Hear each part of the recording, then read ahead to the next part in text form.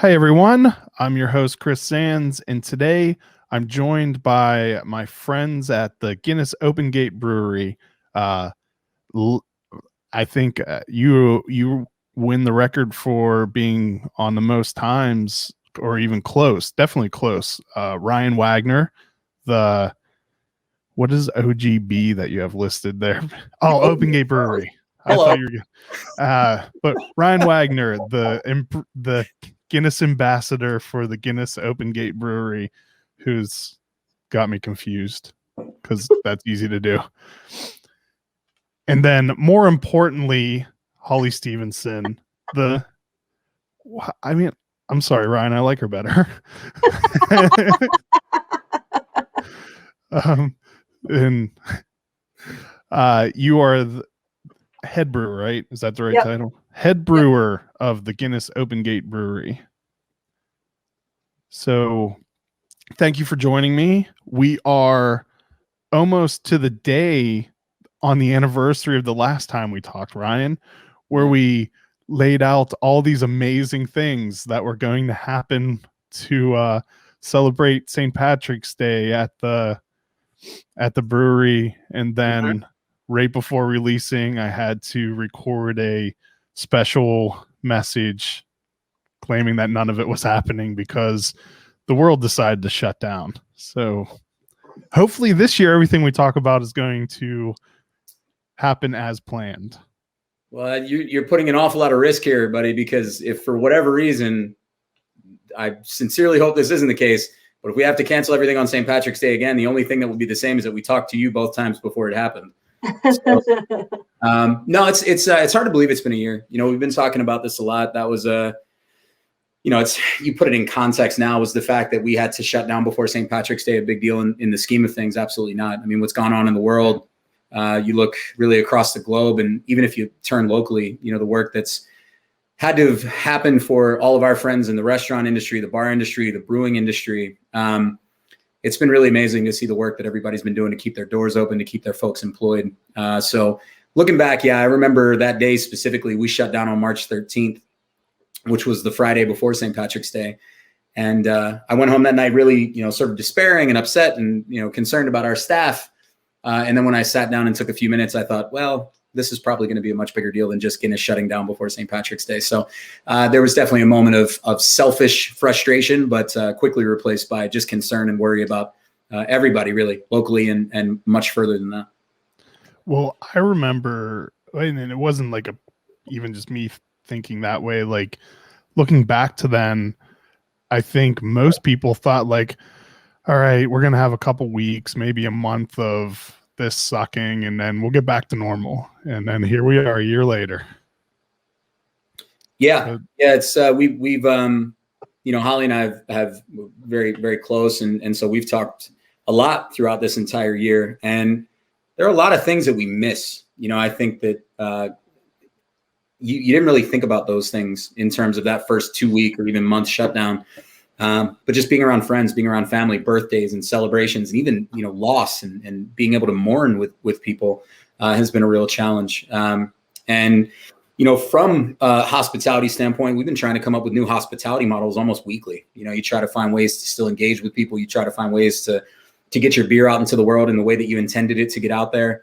And, at this point, as we sit here now, a year later, as you point out, I think what I often think about is just the work that our team has done at the brewery. The staff, the learning an entirely new way to do business, essentially making people feel safe, making people feel protected and comfortable, that they could come in and for a few minutes kind of put that baggage down for a little while. It's not going anywhere. We know that. It's going to be waiting for them when they get back out to the parking lot. But to create that kind of atmosphere has been a challenge for sure, but it's also been a little rewarding as we've seen them just blossom and come alive. Our team, our staff, they've done an incredible job. And, I think we'd all love to live in a world where it hadn't happened, but you look for silver linings as often as you can. And, in addition to the work that our staff has done, I think also when you look at COVID and all the tumult and upset that caused, and then you also take a look at the social uprising that took place, and what that allowed us to do without as much business going on was to step back and really figure out a way to make an impactful difference and an impactful change. And the work that Holly and the brewers have been doing, the work that Guinness has kind of done nationally, and internationally has been really remarkable. So to be a part of that's been a lot of, I wouldn't say a lot of fun. I think that's a weird way to put it, but it's been very rewarding to be a part of it. Yeah, because Guinness raised a ton of money, or even just donated a ton of money to help the hospitality industry. Is that correct? Am I remembering that correctly?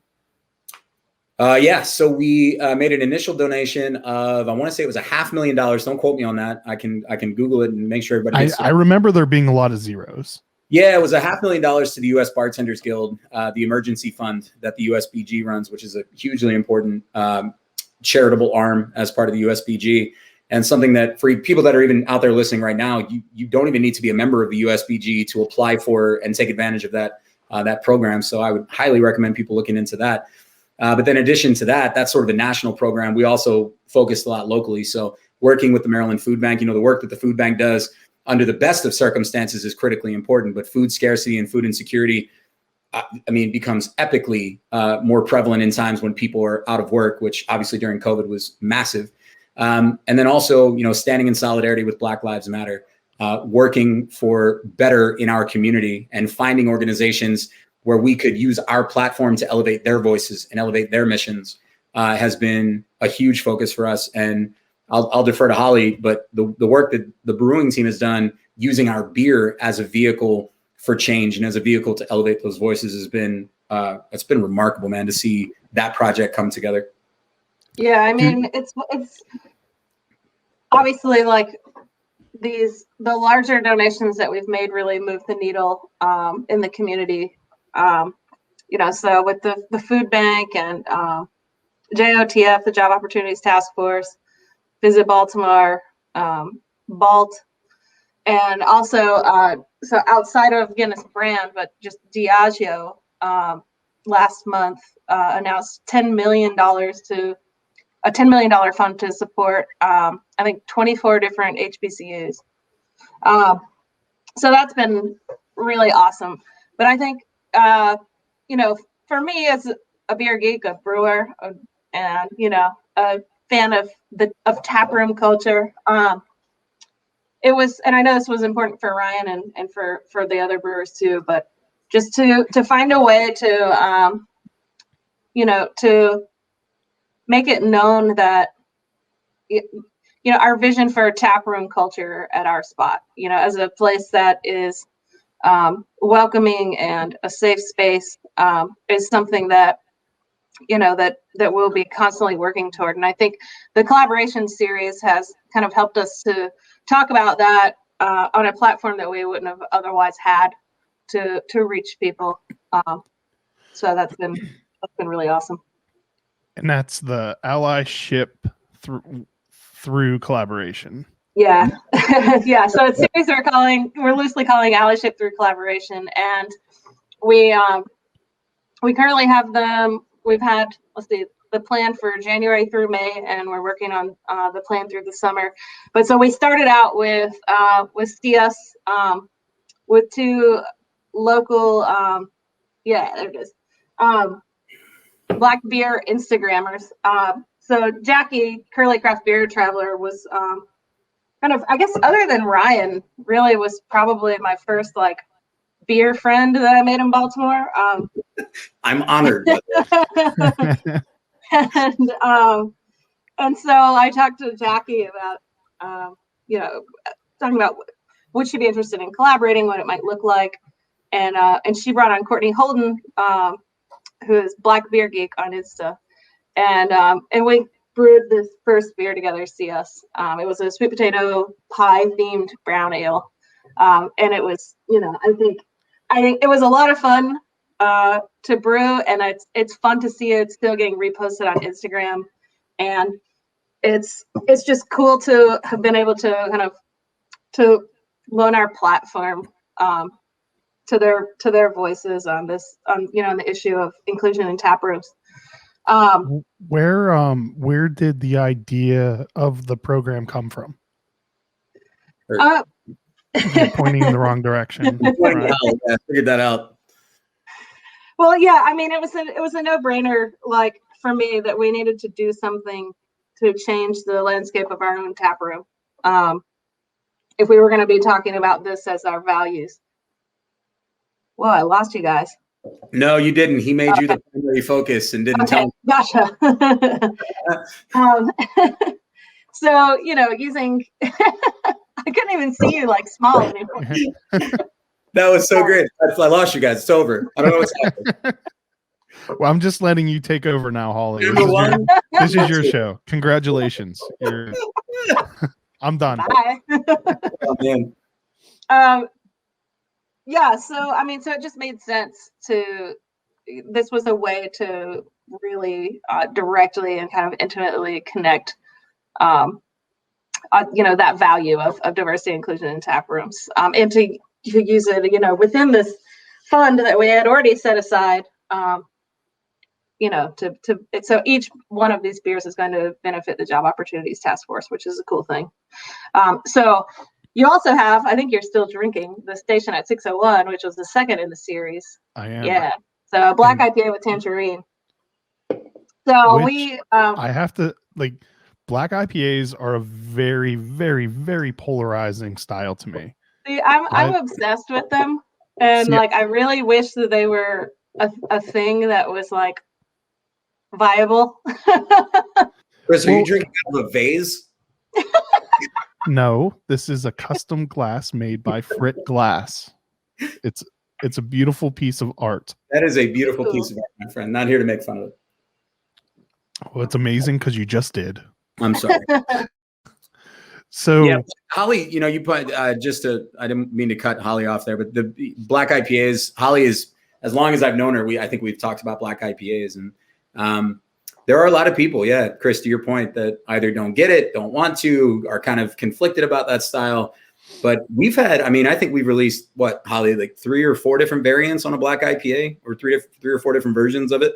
Well, I like them, and I even find, the actual beers though are very polarizing. It's either done in a way that I absolutely hate or I absolutely love. It's just one of those styles where there's no shades of gray with it. It's love or hate. Yeah, I definitely am of the mind, it's kind of like the Mitch Steele school of old school, now that it's old school now, 10 years later. West Coast IPA brewing, it's dry as can be. It's still what you want out of a black IPA. It should still feel like an IPA. And then it shouldn't taste like a hoppy stout. So it shouldn't have a huge roasty finish to it. Because I think that often clashes with kind of the citrusy nature of the hops that you use in a black IPA too. So I think those that are basically just essentially at the end of the day making hoppy stouts, those are the ones that I tend to not like. Agreed. Yeah. And I would say this is, I think, the first one I've ever had that had fruit added to it. That was a choice made by the collaborative team, and it's not one that I would have made ever. And so I think that's what's really fun about collaborating is, the beer turned out great, but it pushed us to do something that we probably wouldn't have stepped out of our own boundaries to do, because we thought we knew exactly what we liked in that style. You know what I mean? Yeah. As brewers. So, and the collaborative group on this one was pretty cool too. So, we were able to draw a group together of, probably 8 people from our site that weren't in the brewing department. So, a diverse cross section of coworkers were able to come together. It's something I'm really proud of on our site, is the diversity on our site. And so, we brewed this for Black History Month. And we named it after a train station in Baltimore City that was part of the Underground Railroad network. That's really cool. Yeah. 601 President Street in Baltimore City. The train station isn't there anymore, but yeah, key waypoint on the Underground Railroad.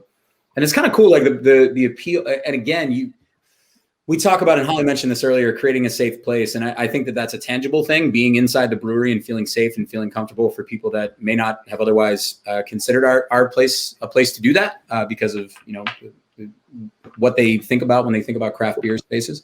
But also creating a safe place and a safe environment to be represented and to talk about ideas and to talk about histories and heritages and those kind of things. I mean, we learned through releasing this beer that, what is it, Holly? September is International Underground Railroad Month, which I don't think we would have heard about had we not.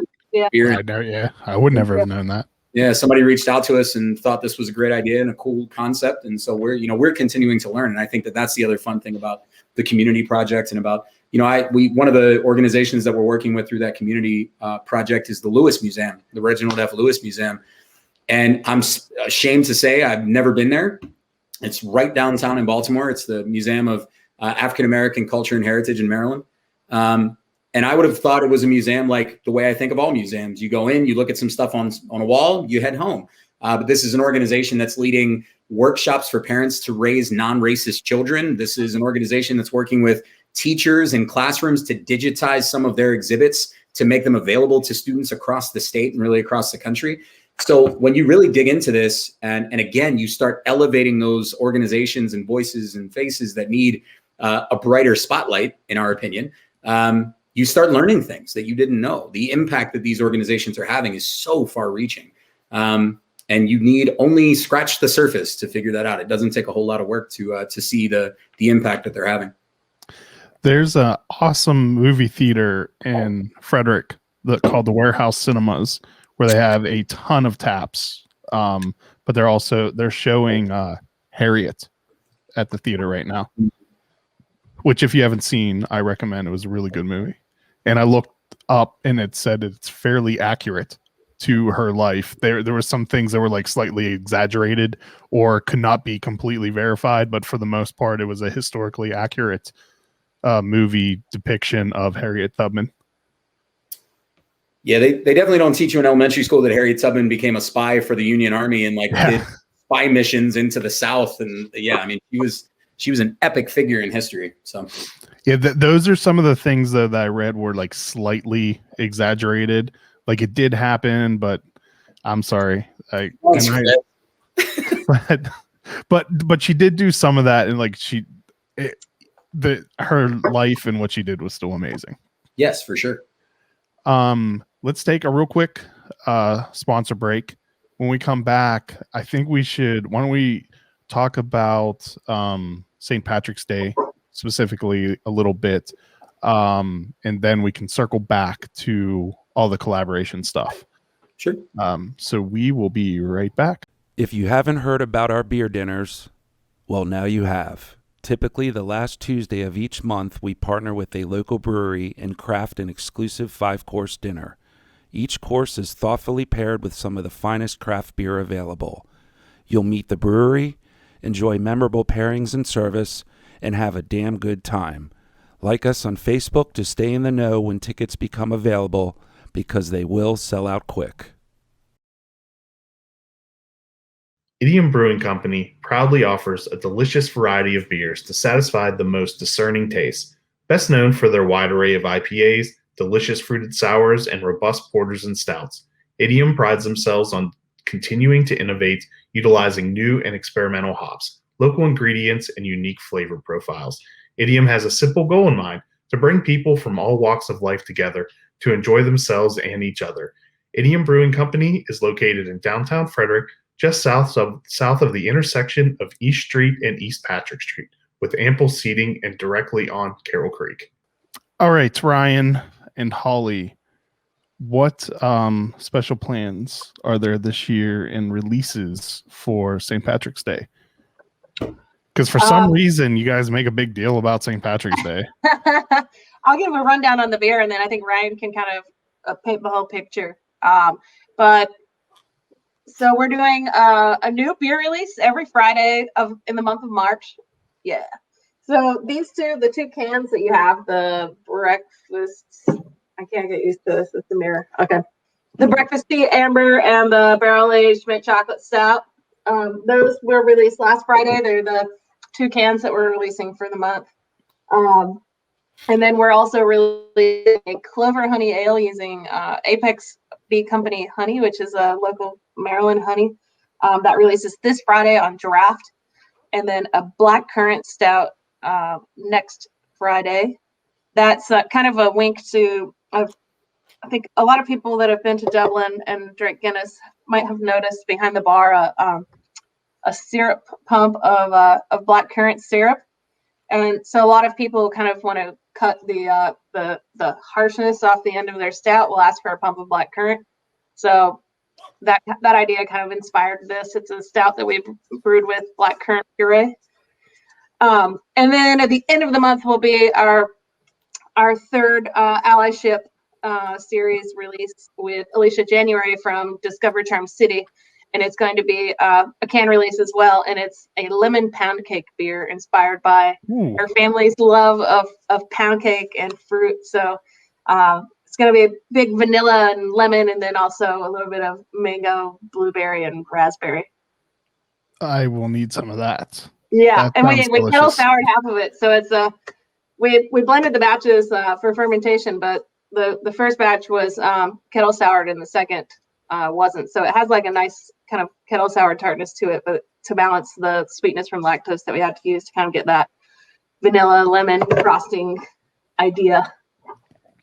The breakfast tea amber, is this the same? Was this made last year too?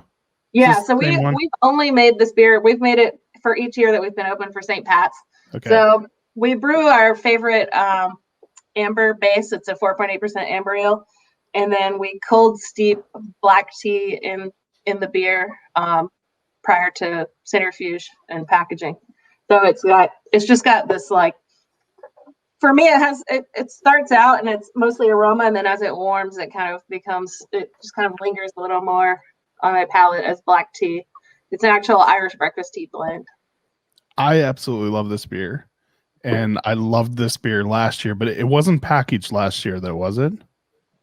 This is the first year we've put it in anything other than a keg. Yeah. Because it was, I will say, when we first opened our curbside program, which was a few weeks after the shutdown initially, this was the rock star of our newly reborn Crowler program.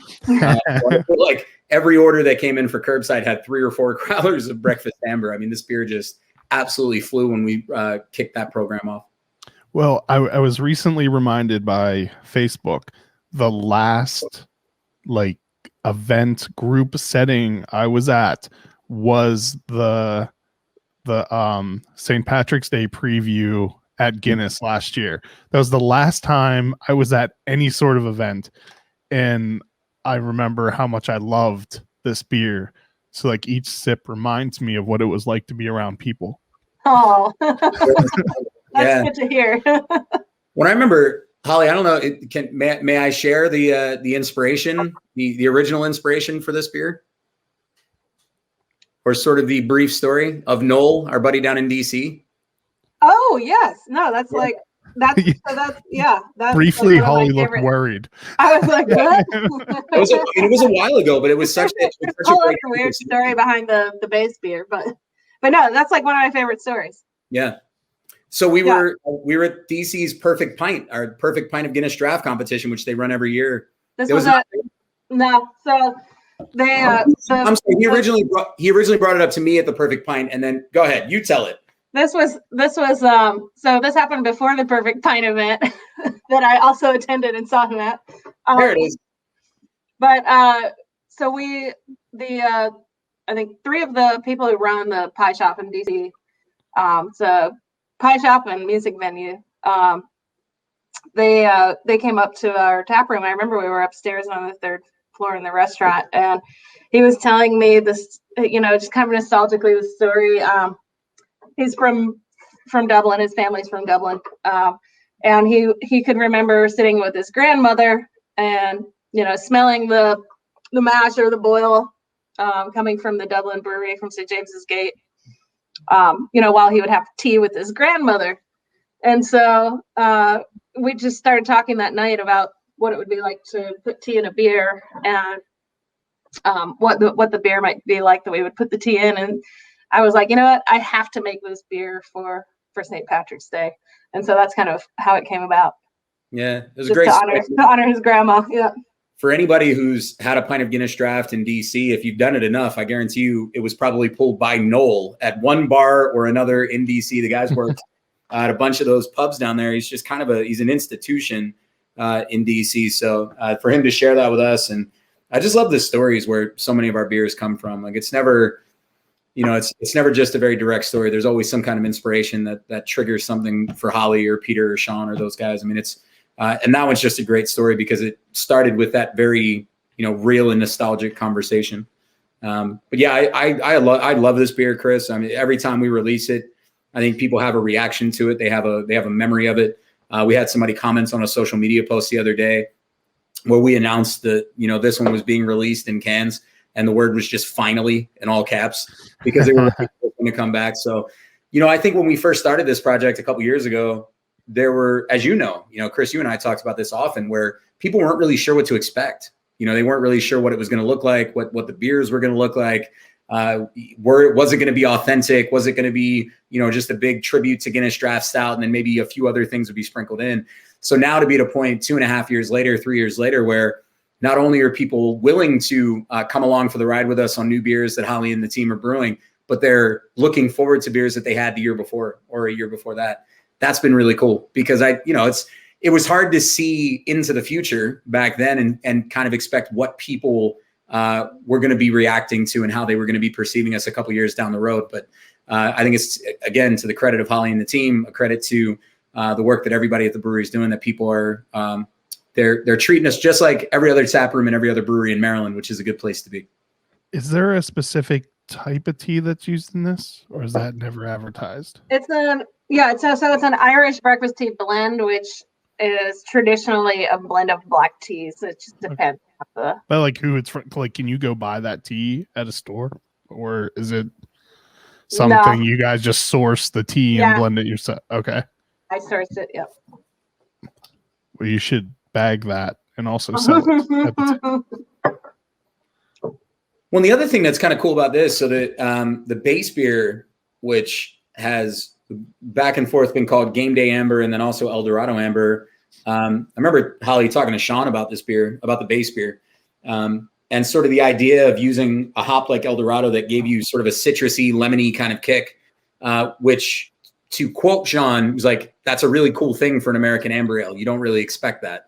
And so I think when you steep the tea into this and you get just that little bit of citrusy note from the El Dorado on the nose, that works really, really well with the tea too. And so I think that this was the absolutely perfect beer to use in regard to tea, because you get some of the earthiness and some of the maltiness really plays well with it. But then that little punch of citrus from El Dorado, just it balances everything so well. There's a lot to like about this beer for sure.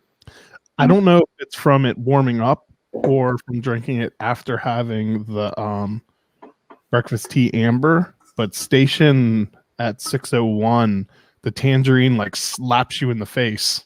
Oh, it's when it warms. Yeah, okay. It's crazy. Yeah, for sure. Like in a good way. I mean, but the last sip I took was just like tangerine. I think my favorite station at 601 story, and Holly, I don't even know if I told you about this one. So some people out there are going to know what this is. Some people won't have a clue. There is a thing that my brother and I used to get every Christmas season called, it's a name. I think it's like Terry's Chocolate Orange or something like that. It comes in a foil ball and you smack it on the table. That's exactly right. And it falls apart and it's orange wedges that are chocolate. It's chocolate, but it's orange flavored chocolate and it looks like an orange. And so when I smelled this beer the first time, I remember Holly was there. I was like, this is that chocolate orange thing. Like that's all this is. To me, it just smells like chocolate covered oranges, and specifically that chocolate that you get. And I called my brother. I was like, Chris, and his name's Chris. I wasn't talking to you. Chris, you need to try this beer because it reminds me of those chocolate oranges that we used to get as a kid that you would smack on the table. It's exactly right. And on the phone, he was like, I think you were adopted because I don't remember those. I don't remember what you're talking about. I've never heard of that before in my life. I never smacked the chocolate on the table. So Chris remembers those. I sent him some at 601, but I also went on Amazon, found that chocolate orange thing, had one shipped to his house, and I was like, here it is. This is what we used to get. I know I'm not crazy. However, I may in fact be adopted. Who knows? You never know. When I first tried it, I mean, I was going to point out that that's what it reminded me of also. Sure. Yeah. So maybe I was your sibling in the childhood who's forgot that you're thinking of a different Chris as a child. I don't know. Yeah. Because I did have those as a child, and they do remind me of this beer. This beer reminds me of those. We have a very similar graying pattern going on in our beards. Maybe, yeah, there's something to that. My skunk beard. Yeah. That Philip Pilgrim insists on accentuating anytime he draws me. That's awesome. Yeah, Holly, I had to break it to Chris when I brought him out when I met him to give him the 2 new St. Patrick's Day beers. It was like, we're still not jumping on the bandwagon, bro. Your face is not on any of our cans. I know it's about to be in the minority of Maryland breweries who have not made a canned beer with your face on it, but we're holding strong. So when do I get to do a beer with Guinness? Don't everyone talk at once? thank goodness our head brewer's on, because I don't have to answer that question. Next question. I'm surprised you haven't asked before. Yeah, man. You don't get your face on the can, though. No. Well, I kind of assumed that, but I would settle just to get to brew a beer with Todd again. Oh, Todd, what a lovely brewer. You have all of the Baltimore Magazine's 40 under 40 Holly Stevenson right there on this call, and you're gonna brew a beer with Todd Perkins? Come on. But that would Let's be be the real. first time to brew a beer with Holly, which would obviously be special. This would be the time I get to do it again with Todd. Hey, look, I mean, brewing a beer- Todd will just do all the work. I'm fine with that. I mean, that's what happened last time.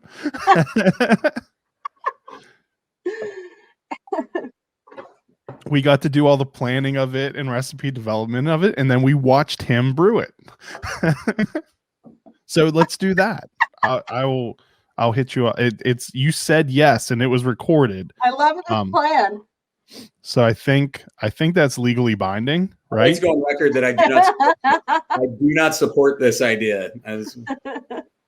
Well, as we established earlier, I like Holly more anyway.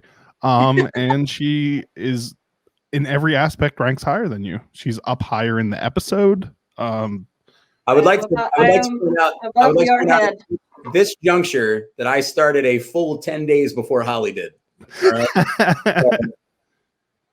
But on your second day, you came to visit me in Asheville, so That's true, and got some of the best pictures of you that have ever been taken. I dislike you. Where's 2 of us? Right. Chris, Ryan Wagner, ambassador for Guinness, and more importantly, Holly Stevens. Thanks. Like you couldn't even pretend.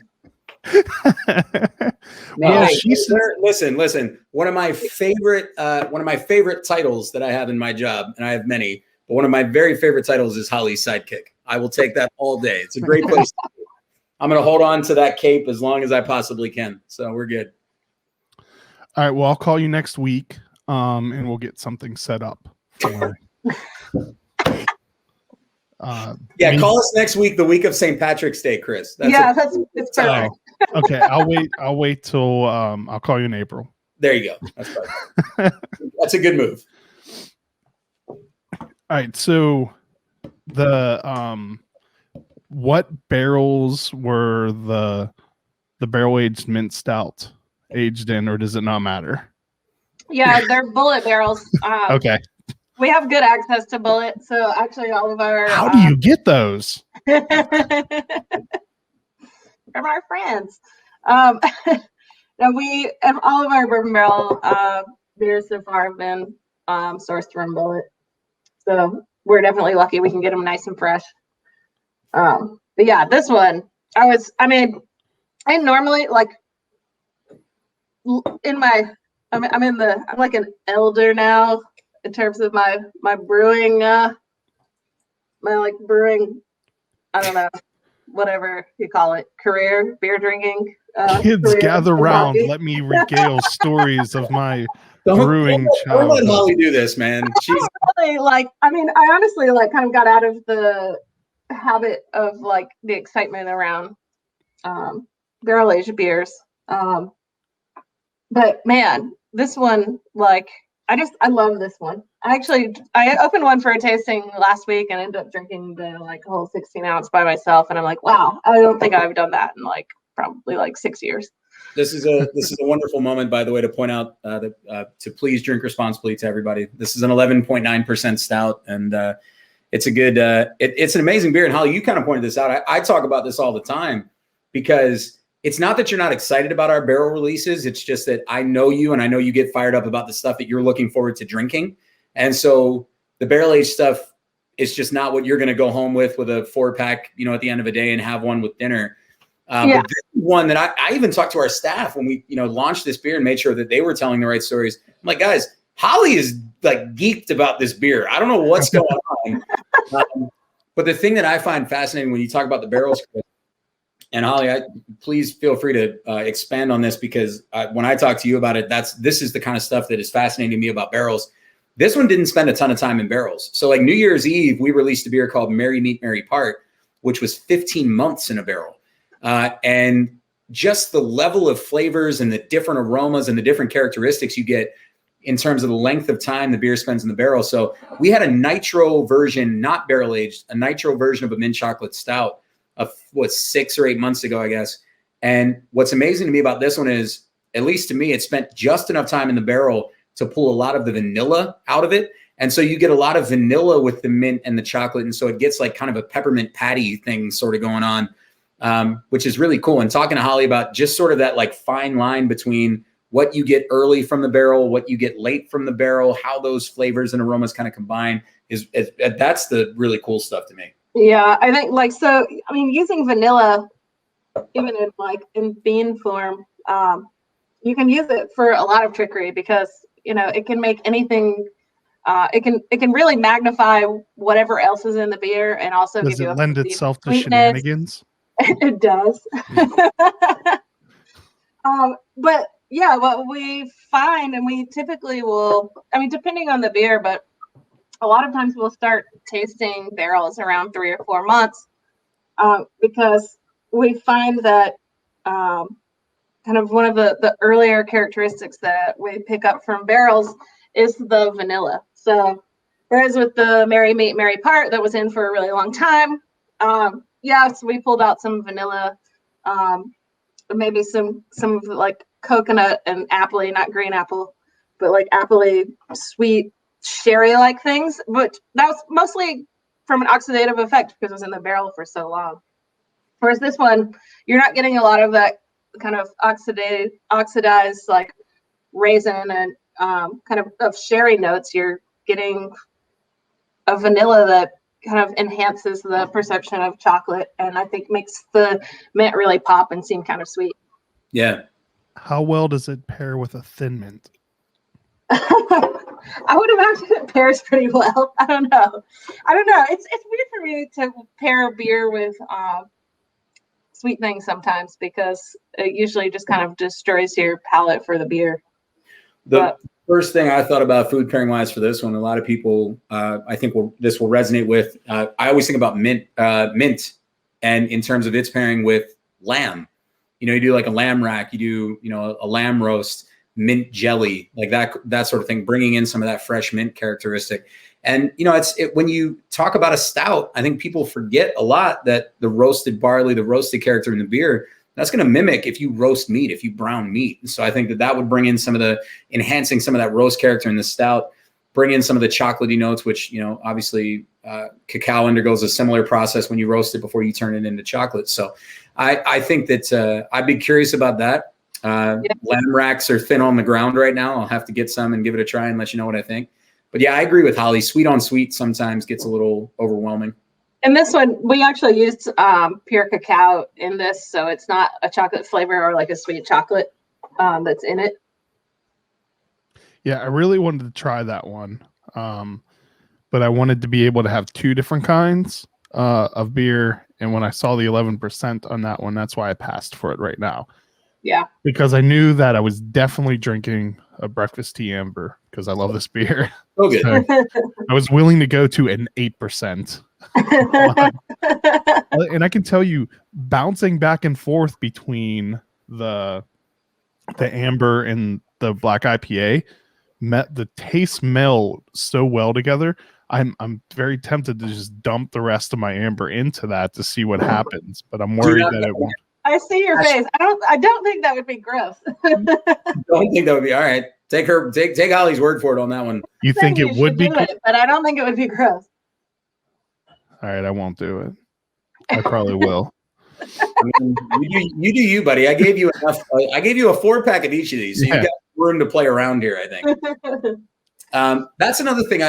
We talked about Merry Meet, Merry Part. We talked about the mint chocolate, obviously. Again, when you look at silver linings, and it's really tough to find silver linings around everything that's happened the last 12 months. But the barrel age program, I think, the few months that we were out of, we weren't serving people the way that we had been. Holly and the team, that was one of the things that we came back into and saw a heck of a lot more barrels that were filled up. Being able to focus on that program, get some beer into barrels, and start really kind of spinning that program up a little bit more. I think, Holly, you mentioned in an interview that we were doing the other day, there is Barrel House in our name, right? So barrel aging has to be a huge focus for us. So I thought that was dropped from the name. I am wearing #old logo, as is Holly right now. Okay. So we're never going to go away from the Barrel House. But yeah, I mean, look, that's when you hire people like, again, Holly and Sean Brennan and Peter Weens. I mean, barrels are always going to be a really big part of what we do.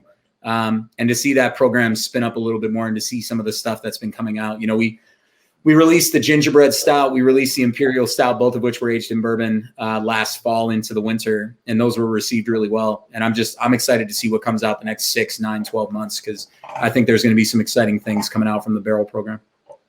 How many barrels do you blend from to make a beer like the barrel aged mint stout? So the pilot, from the 10-barrel brewery, like a 20-barrel fermenter will get us, depending on the beer, at the end of the day, we'll fill anywhere from 9 to 11 casks, bourbon casks. So it's not that many. Whereas, off of the 100-head production brewery, we're filling like 280 a pop. What are you? Is that like the just the bourbon barrel aged stout? That's brewed on the production system? Yeah. Okay. Yeah. So the 100-head brewery made the bottle. Well, as Ryan knows, on this show we use real numbers. Hectoliters are real numbers. We're the only people in the world that are still on the standard system. No, Holly, we've done what? We've done 3 mass scale releases in terms of barrel aging from the production system, right? Because stock ale was the first. The first brew, yeah. I mean, we did the first release we did was the Antwerpen aged in bullet, and that was like we actually tankered over Antwerpen stout from Dublin and aged it and blended it here, because that was like right when we were opening. We weren't brewing yet. Yeah. I haven't said it or harped on it for a while about how. Do you know where I'm going? Sorry. Oh, yeah, okay. Where that Frederick is the East Coast capital of craft beer. Not everyone knows that you were how that started. Because Holly came from Asheville, or are you talking about me? You, Ryan, because that very, very first time before the brewery was even open that you came on to Uncapped, you kept trying to talk about Asheville, and I kept correcting you that it was Frederick. That was the. I think, look, Frederick is making some killer beer right now. There's no question. I mean, you look at some of the stuff that our friends are doing up there. I mean, my goodness, we even robbed the great Todd Perkins from Frederick. And I say that, but I'm pretty sure they were just willing to let us have him.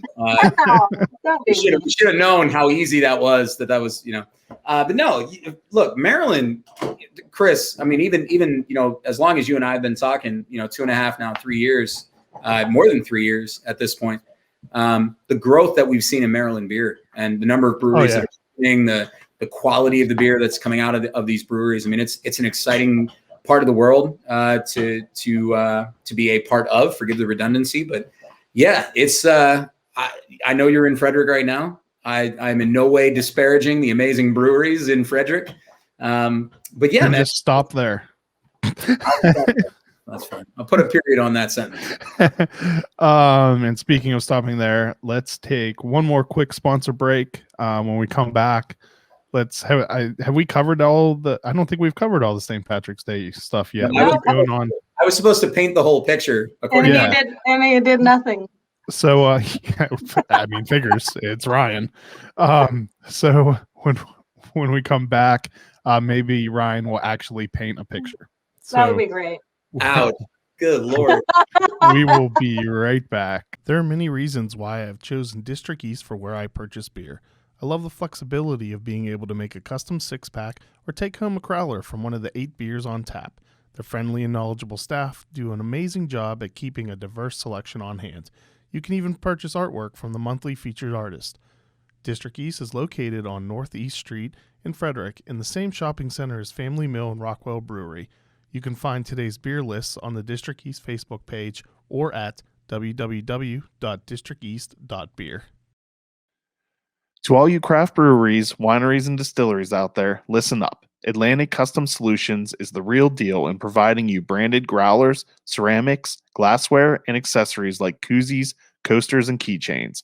Their high-definition digital printing, organic ink, and low-fire process ensures your brand is printed in ultra-high definition, giving you a one-up on the competition. We've used Atlantic Custom Solutions for uncapped branded glassware and couldn't be happier with it. Check them out. Visit www.brandmybeverage.com or give them a call at 434-286-4500 to learn more about how they can help you brand your business. Uncapped is brought to you with support from Mcclintock Distilling, Maryland's first and only organic certified distillery. They are well known for their award-winning gin and are rapidly growing a name for themselves for their Matchstick Bourbon and Bootjack Rye Whiskey that have both won double gold at international spirits competitions. You can visit them in historic downtown Frederick along Carroll Creek for tours and tastings. Go to mcclintockdistilling.com for more information. All right, Ryan, are you going to actually do your job this time? Yeah. So picture this. Yeah. So, I mean, it's tough right now when you want to celebrate something, because we want people to come to the brewery. We want them to feel like this is the perfect time to come experience all the beers that we're making and come check out the brewery for those that have been a bunch of times, even, people that are coming for the first time. But at the same time, with all the safety protocols still in place, with all the regulations that we have to follow. And I also want to take a second to point out working with state and local authorities, working with the CDC, working with the National Restaurant Association, they have made it really easy for us to build the protocols and the policies that we have in place. I mean, that part has been very streamlined for us, and I appreciate that so much. But what we wanted to do for us, St. Patrick's Day has always been about, obviously, the day itself, March 17th, but it's also been about whatever weekend is nearest to it. This year, we wanted to take advantage of the entire month, not just because we figured out that since we're only open Thursday through Sunday right now, and there are 4 weekends in the month, and March 17th, which is a Wednesday, is a day we'll be open as well. That's the 17 days of St. Patrick's Day. We wanted to give people an opportunity to really spread out, right? So you didn't have to be here on one day. You didn't have to be here on one specific weekend. So each weekend and St. Patrick's Day are really similar. Some of the details are changing, but the overall feel of the experience is going to be the same. So as Holly pointed out earlier, every Friday is a beer release. Every Thursday is a movie night. Every Saturday, we've got our pals and Frederick, Maryland natives, the 19th Street Band, playing at the Brewery. Hold on one second. I cut out for a little bit, which means I didn't record everything. So rewind like a minute and let me make a note to cut this out. Okay. I'll know exactly where I was 60 seconds ago. Just start. Talk forever. Just start with 17 days of 17 days of St. Patrick's Day, giving people the opportunity to spread things out. Will do. And go. So I probably won't cut any of this out because I'm lazy. We want to give people an opportunity to spread out. We realized that there were 17 days that we were going to be open in March. So 4 weekends, we create the same experience each of those 4 weekends while changing some of the details. So if you want to come hang out with us every weekend, there's going to be something that's different each weekend, but the overall experience is going to be similar. So you didn't have to feel the need to be here one specific day or one specific weekend. So every Thursday is a movie night, and the movie changes. I think this week is Waking Ned Divine. Next week is Rudy. We're all excited about that one. Nothing says St. Patrick's Day and drinking a beer at Guinness like watching Rudy. That's March 25th. What's that? March 25th. It's March 25th, is Rudy? You are wrong. Yeah. Oh man, what's next weekend? Waking the Divine. Next weekend is P.S. I Love You. Nothing says drinking beer on St. Patrick's Day Guinness like P.S. I Love You. So a movie night on Thursdays, a beer release on Friday. The one, Holly mentioned all the beers earlier. Saturday is going to be all about live music and creating that sort of celebratory experience. So we're using Frederick, Maryland natives, 19th Street Band, a band that I'm sure a lot of your listeners, Chris, are familiar with. They're very, very good friends of ours. The first Some weekend, would say that they hail from the East Coast craft beer capital of the world. you could in fact say that if you wanted to. Chris would say that. So having those guys down there, not only on every Saturday, but they're also going to play on the 17th for us on that Wednesday. Well, I think, just not to interrupt you for a long time here, but Please. one thing that's cool that they're Please doing do. is they're still streaming it on their Facebook Live, right? Their shows. We're not sure about that. Don't quote us Okay. on that. We're waiting to hear about that one. But May or may not. yeah, but I mean, those guys are everywhere, right? The work, again, you talk about the work that people have had to do during COVID to keep themselves employed, to keep themselves, kind of just healthy and happy and involved in the things that they love to do. So watching Megan and Callie do their health and happiness show on their Facebook page every Thursday or Wednesday, depending on the day that they do it. Holly, we were talking, your mom hopping on and watching live from Georgia, and just feeling connection to live music and to performing and to bands that we go out and see all the time under normal circumstances. So to be able to work with those guys, the reach that they have is massive, and the connection that they make with their audiences is something that really speaks to us at Guinness, because that's what we want to do. We want to have that same personal connection, that same interaction that they do. Live music is a challenge for us right now because you got to stay at your table. You can't get up and dance. So we've been working through that and trying to make sure people follow the rules. And then Sunday is a way to kind of look at food, right? So Irish breakfast, full Irish breakfast Sunday mornings, moving into a Sunday roast kind of inspired, Irish pub inspired thing Sunday nights. But there's going to be a focus on a little bit more of an American food twist. So we did prime rib. We're doing fried chicken this weekend. So that idea of going to your favorite pub for a dinner on Sunday night, that's very much an Irish inspired idea, but we're going to put a little bit of a spin on it from a food point of view. Well, and for the music, I would add, because I personally love live music, and the band has been they played outside on Saturday, and I don't know how they could even feel the strings on their instruments, because but one thing that's super cool is we're wired for the sound from the band to play inside. So Cool. it's not like you have to be sitting outside to kind of get that whole experience. Yeah. My daughter is the lead singer of a rock band now. Congratulations. Yeah. Isn't he like 5? One of them is 5. It's the 11-year-old. Okay. Yeah. That's cool. That's amazing. Her next performance will include No Doubt, I'm Just a Girl, and Green Day Holiday. I can't remember what the third song is. She does the Frederick Rock School thing. That's awesome. Cool.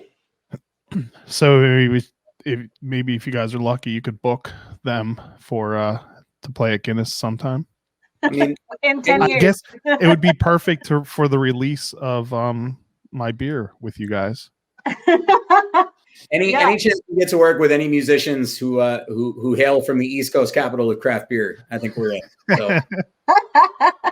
If you can wait to release your beers or your beer 11 years from now, then I think Right. your daughter could sing at the brewery. Now let's try to make it happen before that. You're gonna have to get some federal laws and regulations if you want that.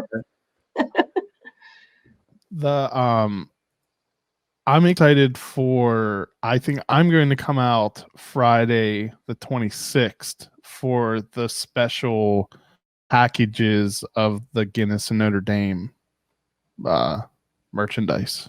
Yeah, that's been That's cool. Hey, that's I why didn't know we were What's doing that? that then. That's awesome because it coincides with the release of the lemon pound cake beer. Oh, I'm definitely coming then. and Yeah. that's Okay, that is when I will be there. and that's apparently when Rudy is being shown. Who knew? No, Rudy's being showed Thursday the 25th. the new Guinness and Notre Dame retail product and special package deals are Friday the 26th. If you need help with any other scheduling, just ask me, Ryan, and I will let you know. Thank you for painting the picture, Chris. The picture has been. I painted the picture. He filled in the colors. Because as a kid growing up, I always had dreams of going to Notre Dame. And then I realized that I was both poor and stupid, and was not going to get to go to Notre Dame. So I went to the University of Pittsburgh instead. That's just as good. But I did have 2 Notre Dame starter jackets. Oh wow! I think my 2. I didn't have 2 starter jackets. I had 1 starter jacket that I'm ashamed to say was a Dallas Cowboys starter jacket. I was gonna guess the Charlotte Hornets. No. For some reason, everyone had a Charlotte Hornets. No, the Charlotte Hornets. I had a starter. Short sleeve jersey and shorts combo that was steel with the pink pinstripes. Wow. I wish you beat still. I would kick your ass and steal that outfit. I was going to say, you would wear that right now. I would, 100%. Yeah, it was badass. I was pretty proud of that one. I was not a Hornets.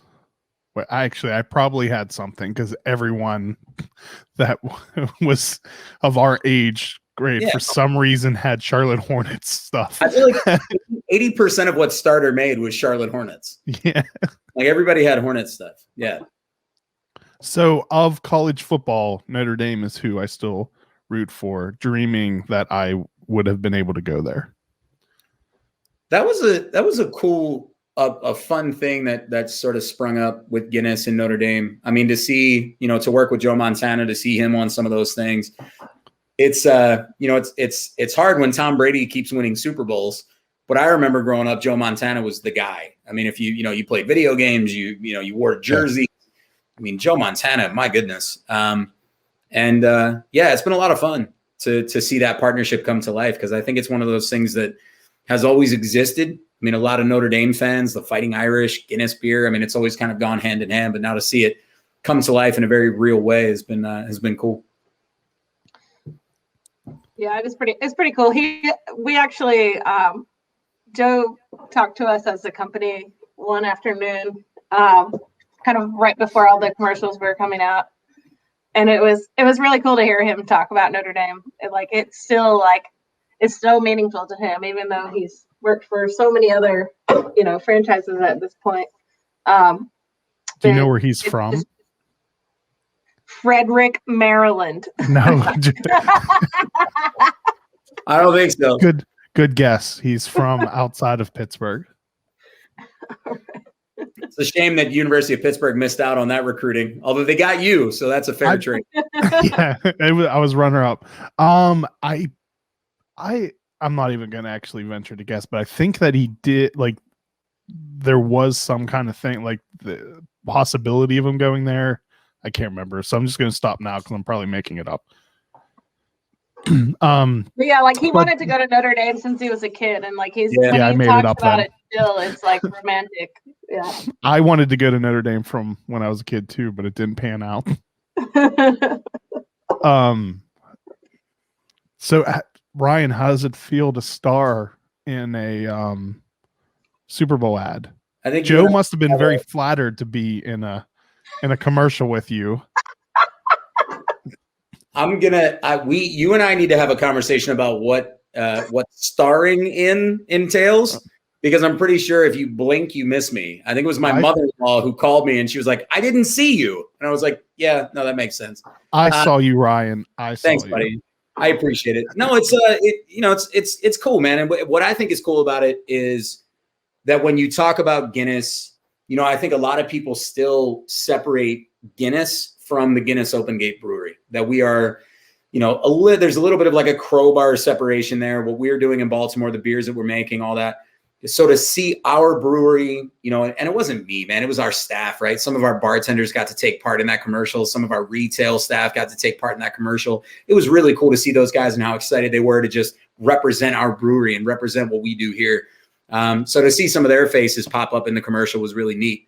And it's cool, man, because we have such a cool space. We have amazing people that are representing the brand down here. So to see them in that Super Bowl commercial, that was the coolest thing. Whether my big hairy bearded face was in it, it doesn't matter to me. But to see those guys was really neat. I was sad to not see Jim in it. Jim Kerman, Yeah. he was there that day. He ended up on the cutting room floor. Whoever made that commercial does not know how to make a commercial then. Yeah. There was not enough Ryan and there was no Jim. Jim is we talk about great stories, man. Jim's one of the best. He was just a guy that loved Guinness and came to the TTR, to the test tap room, and hung out and got to know all of us and really was a guy who believed in what we were doing here. And then when we opened up the applications for our tour guides, he was first in line, and that dude bought in really early. I mean, this is a guy with 5 daughters at home, taking care of his family, taking care of his little girls. And he does it by coming to work every day, fired up about Guinness and fired up about sharing stories.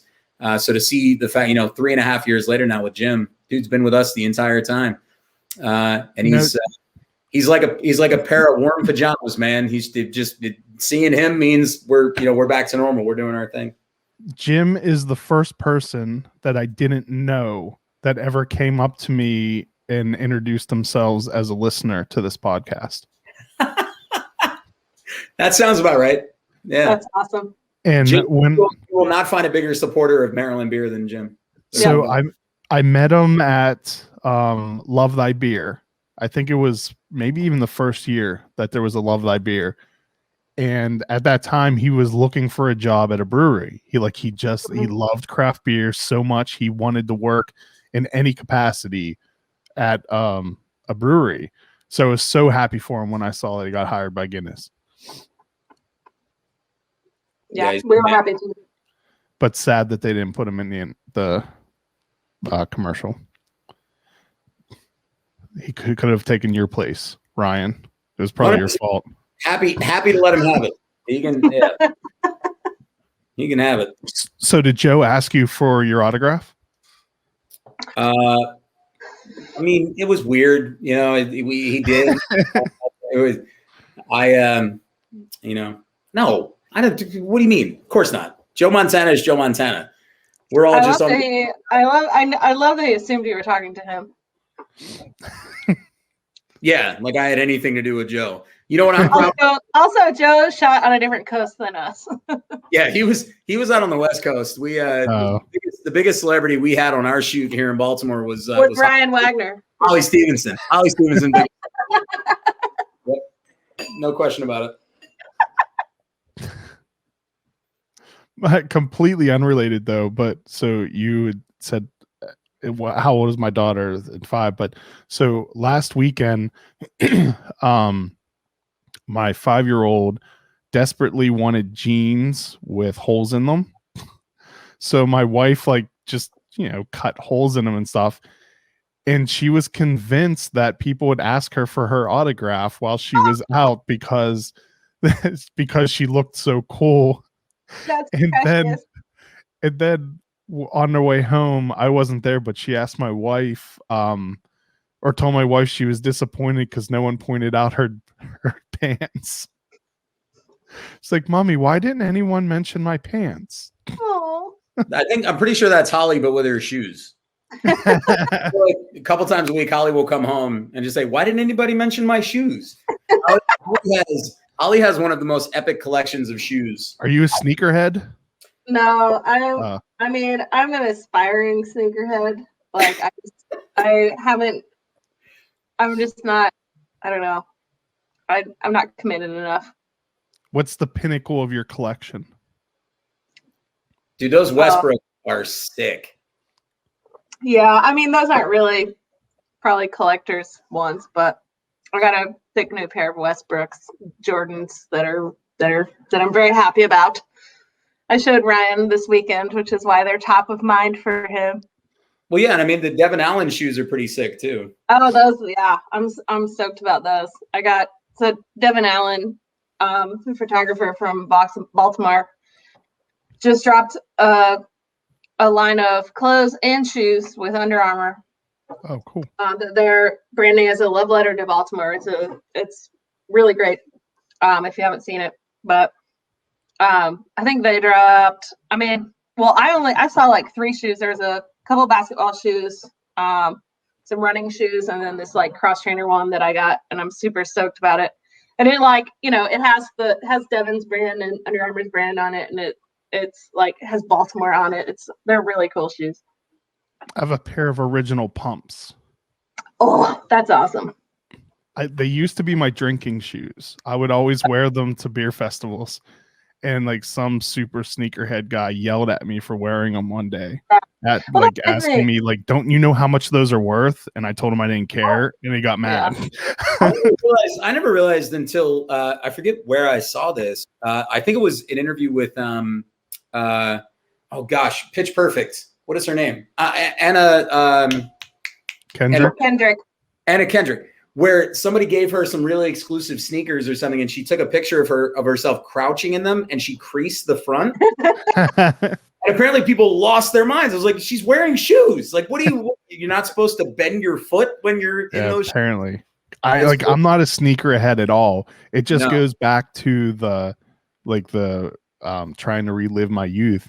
I always wanted a pair of pumps, and I couldn't have them when I was a kid, and then one of my friends, her husband was a huge sneakerhead, and she was making him get rid of shoes, and she gave me the pair of his original. That's insane. That guy was probably pissed. Wow. Probably. Yeah. They're divorced now. They're divorced not for that reason, at least not to my knowledge. I mean, that would have been good enough. But I still have them, and they're still in pretty good shape because my wife won't allow me to wear them because she said it's ridiculous. I disagree. There is I have found before shoes were, I mean, they're just, they're made to be worn. That's just the way I wear look the at shit it. out of them, right? Yeah. But there is something like Ryan jokes now that I always have new shoes on. Putting minimal effort into switching out your shoes and wearing them intentionally and taking care of them. I'm into it. Well, when we brew our beer together, I'll wear my pumps. All right. Yes. The bladders still work. I'll even let you release the air. That's awesome. I just got a brand new pair of shoes today, so I have no room to speak right now. I'm waiting to wear them, but they're not nearly as cool as any pair of shoes Holly owns. So. Since we're going off the rails anyway, did you see the story about the Nike executive that had to step down? So there's this because their kid bought all the shoes on her credit card and was turning around and selling them for ridiculous profit. Yes. Yeah. So there's this guy, West Coast Joe, who had this tremendously huge secondary market that he mysteriously had all this access to shoes that no one else could get. And it turns out he was using his mother's credit card and allegedly, we don't want to get in trouble, allegedly ordering hundreds of super stuff. He had, I'm not a sneakerhead at all, so I'm just repeating things I saw, so it could be wrong.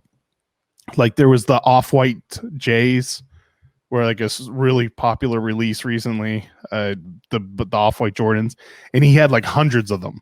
Meanwhile, people couldn't get a single one. And it was because he made $15,000 off that one release. Yeah. So he was using his mom's credit card and ordering them through her access, getting her corporate discounts, and then flipping them on the secondary market. And what makes it even worse is Nike is actively trying to stop stuff like that from happening. Oh. So she no longer has a job. She was the vice president and general manager of Nike North America. Yeah, do you think that kid's grounded? I hope so. I mean, she must have known. Special guest star. She did, because she disclosed it. She disclosed his business. I mean, she probably didn't. Maybe she didn't know the extent of what he was doing. But right. Who's that? This is Otis. Otis is as a special guest star on a lot of Zoom calls and podcasts. What are you doing? But yeah, I think that's again, you look for silver linings during the last 12 months. The amount of dogs that have become superstars on company calls, I'm here for that. Holly's got 2 of them floating around somewhere in there. I can't believe. I was gonna say, like, just when Otis came over, Kelly came over. I think they know it's dinner time. Yes, indeed. I'm actually surprised we didn't hear mine barking and whining, because my family was all gone, and normally she loses it when the girls are outside of the house. She must have been just asleep through the whole thing. So is there any St. Patrick's Day stuff that you've neglected to tell us about, Ryan? I would say that, 2 big things. Number one, for anybody that's not ready to celebrate in person, and we know that there's a lot of them out there, if people still have reservations and hesitations about being out in public, we totally get it. We respect that. We've put a lot of our St. Patrick's Day inspired food, a lot of the beers that we've talked about tonight, and some of the Dublin classics, Guinness Draft Stout, Extra Stout, Foreign Extra Stout, those kind of beers. All of them are available through curbside pickup. So if you want to come by, it's contact free. You put your order in online, swing by, pop your trunk, you get your order, you head on your way. That's we have to do that right now, because while we want to create a celebratory atmosphere, we also respect the fact that maybe somebody's not willing or ready to come out yet. And number 2, that website. So GuinnessBreweryBaltimore.com. I know that's where you were getting all the information to correct me earlier. So that is actually where Smarty Pants. That's not where I was getting it from. Getting a press release that someone sent you. I was reading it from a press release. There you go. GuinnessBreweryBaltimore.com has all the information about the next couple weeks, what's being released, what's going on. Follow us on social media for more updates and things like that. And I do want to be clear, man. For everybody that may be wondering about, the safety protocols, we have an FAQ on the website that takes you through everything that we're doing. But one more big shout out to our team, to our staff. Holly and I talk all the time. We've been, Holly, and not to put words in your mouth, we've been very hesitant. We've picked and chose, if that makes sense, when we were going to spend our time out. And so what I love about our space is that, I think just by virtue of how much space we have and how distance we're able to make these tables, we've created a really safe environment. And the reviews that we've been getting across pretty much every platform, the one consistent thing is we felt safe, we felt protected, we felt taken care of. And that's a credit to the team down there. That's a credit to the work that they're doing. So if you're not ready to come out, go ahead. Sorry, I would add, it was a little weird for me last Saturday pulling into the brewery to a mostly full parking lot into a line out front. That just looks weird. But really, what it was is, to Ryan's point about our space, is we're able to stay, under legal capacity safely because of the space that we have. We're very fortunate. It's humongous. Yeah. So it feels very safe. And the line at the door is because we're holding to a specific capacity. It's, it's not because it's mobbed. It's not because it's 4 deep at the bar. You have to be sitting down. You're seated by a host. Everything is, once you kind of get in, you realize that the process is respectful and safe. And so it's, I think, it's somewhere I definitely feel comfortable. We need to give the correction one more time that Rudy is being shown Thursday, March 25th, not when Ryan said it was. I thought it was Ryan was wrong. Damn it. What do I know? So P.S. I Love You is the Thursday after St. Patrick's Day, as it should be. Who doesn't love Gerard Butler? Oh. Despite I love Rudy. I'm here to neither confirm nor deny his national heritage there. Nah, Chris, I appreciate you having us on, man. The beers that we're making down there are absolutely killer. You tried a couple of them tonight, but we can't wait to welcome people down. These the Irish Breakfast Amber, the mint chocolate stout, they're really the tip of the iceberg. I was very fortunate to hang out with a couple of our friends from Inverness. They came down and saw us over the weekend, and Tom and Greg had a great time and tried some of the beers. And isn't Greg one of the best people in the world? Oh, for sure. I love that man. They're absolutely great. So, I mean, some of the things I think I just got confirmation today that we're tapping up a Comet and Trident Pale Ale this weekend. So that's one that we're looking forward to as well. And that's in addition to some of the focus beers around St. Patrick's Day and the holiday. So we're still debuting new beers, even in addition to everything that we've got just built around the month of March. So there's always going to be something new to try. There's always a chance to come down and get a different experience, a new beer, a new whatever. So yeah, I mean, March is a great time to come to Guinness for sure, but it's also a great time with the weather changing. I would point this out again. Head to any local brewery, support Maryland beer, do the best that you can to support these guys as we continue down this path of figuring out the way through COVID and through the way through whatever the next couple months are going to bring. Is the Guinness Blonde branded as the Baltimore Blonde everywhere or just in this area? Nope. It is Baltimore Blonde nationwide. Awesome. Yeah, I saw that packaging. I was behind a car that had a bunch of it in the back. Like they had so much stacked you could see. I don't know what they were up to. No, it wasn't you. It was someone who enjoys the hell out of Baltimore Blonde. And I don't think I'd ever noticed that was it always called Baltimore Blonde or was that a branding change? Okay. I'm not completely clueless. But we started changing it just prior to COVID. Okay. Yeah, just prior to, we started making that change. A little over a year ago. Yeah, we wanted to make it clear, that's a beer that exists nationwide and even into parts of Canada. So we wanted to make it clear that it was coming from our brewery, that it was coming That's from really cool. Because I was hoping that it was nationwide and not like just stuff that was distributed locally. Because I thought it was really cool when it got the flag on the can and then adding in the name change. That's awesome. Do you want to give a rundown of the other allyship collaborations? Oh yeah. So I mean, just to say so we have the one with Alicia, the lemon pound cake. We're releasing at the end of the month. Then we have another. I'll be there. Collab. Is that the same weekend that Rudy's playing? That's Rudy. Rudy is You're right. You're correct, Chris. Right. Thursday, March 25th. Rudy at the brewery, 7:30 p.m. But the beer will release Friday. It's 7:30. That's what I said. You said 7 p.m., didn't you? Never mind. Holly. Sorry, Holly. Ryan apologizes for interrupting you again. Thank you. And then we're doing another, we're doing another site-wide kind of diverse set of coworker collabs for April, which is awesome. We're doing a sorrel style beer.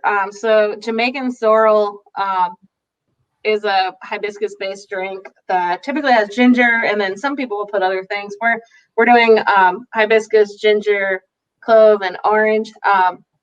It was a pretty cool group collaboration because people were talking about the season, and maybe we wanted to use fruit, maybe we want to use spices, maybe we want to use flowers, and one of our Jamaican packaging team leads was like, we got to do sorrel, like this would be perfect. And so we went over, we researched sorrel and figured out how we want to make that beer. That's going to be awesome. That releases in April, and then in May we're collaborating directly with the Job Opportunities Task Force team, the organization that is the beneficiary of all of the proceeds from these beers, and we'll be doing a Schwartz beer with Vent Coffee.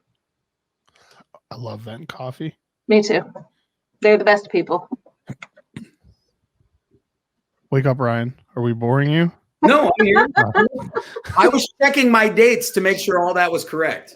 I don't think we needed the fact check Holly. She's not the one that's proven to be wrong on anything here. One time. One time. So when can we expect to see the uncapped beer? So we should talk about that. Like we should come up with a meaningful kind of reason and month. Why does there have to be an actual? Everyone always every one of my ideas, someone says that there needs to be a reason to do it. Meaningful reason just overshot Chris's runway. I'm sure that we can come up with something super authentically Maryland to do. like from a timing standpoint. So we should talk about it. Yeah. Can it just be like reuniting Chris and Todd? I mean, that's cute, but But no one will care, including Todd. I mean, we'll just let everyone know that it was Ryan's idea and that he's... Well, what's good is that I'm on record about 35 minutes ago saying I do not support this idea. What's really good is that I'm the one who edits this. And Oh, great. Perfect. No, I think that'd be fun, man. You know, I think we're always looking for ways to collaborate. You know, we've been really fortunate in the last couple of years to work with a lot of really great, upstanding members of the community, and now we can work. So, and here we go. Oh, okay. All right. Is there anything else coming up that you want to make everyone aware of, Ryan? Try to make the dates accurate. We are going to be releasing 2 new beers out into the local market here shortly, in a couple of weeks or months, depending on the way you look at it. So Game Day Amber, which is the base beer that Breakfast Tea Amber is representative of, that's going to be making its way out into the world. So keep an eye out for that one. That's going to be keg only. And then only in Baltimore. Keg only in the Baltimore. In Maryland, yeah, greater. Yeah, so you might see some up towards Frederick, possibly towards that area. But and then the other big one is coming out early April, right, Holly? Sometime late March, early April. Yeah, Salt and Lime Ale is going to be out in cans. So you'll see that at your favorite store, wherever it might be. And if you don't see it, ask to bring it in. That's when it goes up, or... No, it's not a goza. It's not a kettle sour, but it's what I love. I love that we're expanding this beer. It'll be kind of closely regional, like Maryland, DC, Virginia, I Philly. think maybe Delaware, Philly, and maybe New Jersey. But it's one of those ones that we grew up from the pilot system and saw just excitement for in the tap room and decided to move it to the production brewery. So we use sea salt from the mouth of the Chesapeake Bay, actually from Virginia Barrier Island, which is super cool, and key lime puree. And we're super happy with the way that has scaled up, and so I can't wait to see that hit the shelves. Yeah, that sounds really good. Yeah, awesome. And actually, if people want to try it, it's on tap at the brewery right now. You can come try it. Yeah, the first batch, the pilot batch off of the 100 hectoliters on tap when draft in the brewery, and then we actually this week brewed the first batch that will be destined for cans. So I'll have to try that when I come out the weekend that Rudy's playing on the Thursday of that weekend. The 25th. 25th, yeah. Yeah. I'm so disappointed an extra half hour for this podcast. I had a fairly decent excuse for being late. Yeah, sure. I would say you did. Sure. Yeah, sure. It's fine. Thank you too much. See, that's why I couldn't have the mint one now. Like 1.8% and 1.4%, and I can't even end a podcast correctly. Thank you two so much for your time today and for dealing with me being very late to my own show. Thank you for Ryan for being as accurate as you can. And Holly for being way better than Ryan. Hey, Chris, no, all kidding aside, sincerely, man, I, as you pointed out, we go back a long ways now, 3.5 years to the start of this. So thanks for always letting us be a part of this podcast. Thanks for always helping us get the word out about what's going on in Baltimore. And thanks for all you do to support Maryland beer, man. This is something that people may overlook, but the fact that you bring in so many people, so much diversity, people of color, women brewers. I mean, we've seen a little bit of everything on your podcast. And I think that that's really incredible, the work that you do. So we're very fortunate to be a part of it. And we thank you for allowing us to do that. Thank you. Thanks, Chris. But in all seriousness, though, everyone, I love Ryan, and I'm happy that he joined us. Hey, real quick, did you hit record this time? Oh yeah, I did that with you before too, didn't I? Yeah, I did. Just making sure. That was, you know what? That was on. I actually don't even remember which time was that. That Was that was when I? me. That It was Oh, yeah. Holly and Peter. You never did that to me, but I was definitely going to bring that up considering how much you've come at me today. I'm coming right back at you, buddy. Well, Ryan, it was not Holly and Peter. It was Holly and was- Sean. Holly and Sean. And It was. You are correct, Chris. And I'm not Again, even- Chris is correct. Yes. Damn it. Nice try though, buddy. I try my best. So. And that was when we were in the brewer's office. Yes, And Todd had it to was. stand outside waiting for us. Oh. Oh, so tiny. But thank you so much. I always enjoy talking to the two of you.